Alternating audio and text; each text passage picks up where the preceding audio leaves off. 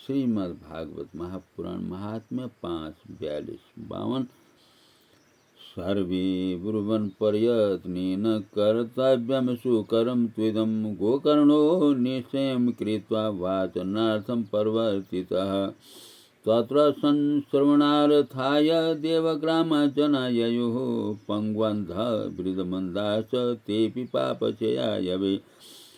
समाजस्तु महान् जातो देवविस्मयकारकः यदैवासनमास्थाय गोकर्णो कथयत् कथाम्। सप्रेतोऽपि तदा यातः स्थानं पश्यन्नीतस्ततः सप्तग्रन्थियुतं तत्र पश्यत् कीचकमुच्छ्रितम्। तन्मूलच्छिद्रमावेश्य श्रवणार्थं स्थितो ह्यसो वातरूपी स्थितिं कर्तुमशक्तो वंशमाविशत्। वैष्णवं ब्राह्मणं मुख्यं श्रोतारं परिकल्प्य सः प्रथमस्कन्धतः स्पष्टमाख्यानं धेनुजो करोत्। दिनान्ते रचिता गाथा तदा चित्रं बभूवः वंशैकग्रन्थिभेदोऽभूत् सशब्दं पश्यतां सताम्। द्वितीये हनि तथा सायं द्वितीयग्रन्थिभेदनं तृतीये हनि तथा सायं तृतीयग्रन्थिभेदनम्। एवं सप्तदिनैश्चैव सप्तग्रन्थिविभेदनं कृत्वा स 12 स्कन्धः श्रवणात् प्रेततां जहो। दिव्यरूपधरो जातस्तुलसीदाममण्डितः पीतवासाघनश्यामो मुकुटिकुण्डलान्वितः। न नाम भ्रातरं सद्यो गोकर्णमिति चाब्रवीत् यत्त्वयाहं मोचितो बन्धो कृपया प्रेतकस्मलात्। तब सबने यही कहा कि प्रयत्न पूर्वक यही करो है भी यह साधन बहुत सरल। अतः गोकर्ण जी भी तदनुसार निश्चय करके तथा कथा सुनाने के लिए तैयार हो गए। देश और गांवों से अनेकों लोग कथा सुनने के लिए आए। बहुत से लंगड़े, लूले, अंधे, बूढ़े और मंदबुद्धि पुरुष भी अपने पापों की निवृत्ति के उद्देश्य से वहां आ पहुँचे।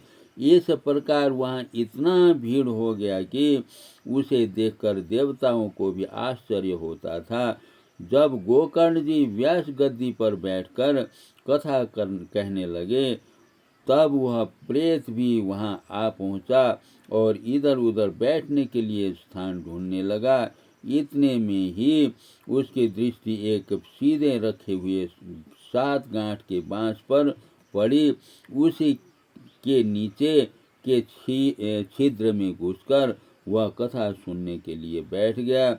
वायु रूप होने के कारण वह बाहर कहीं बैठ नहीं सकता था, इसलिए बांस में घुस गया। गोकर्ण जी ने एक वैष्णव ब्राह्मण को मुख्य श्रोता बनाया और प्रथम स्कंद से ही स्पष्ट स्वर में कथा सुनाने आरंभ कर दी। सायंकाल में जब कथा को विश्राम दिया गया तब एक बड़ी विचित्र बात हुई। वहाँ सभासदों के देखते देखते उस बांस की एक गांठ तड़ तड़ शब्द करती फट गई।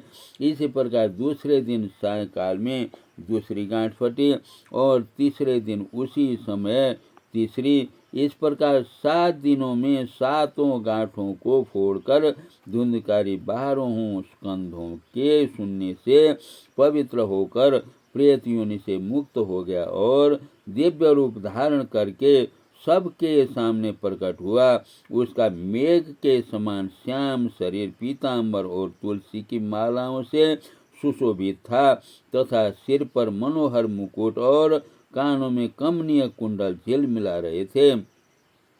उसने तुरंत अपने भाई गोकर्ण को प्रणाम करके कहा, भाई तुमने कृपा करके मुझे प्रेत योनि की यातनाओं से मुक्त कर दिया। ओम परमेश्वराय नमः। सर्वे भवन्तु सुखिनः।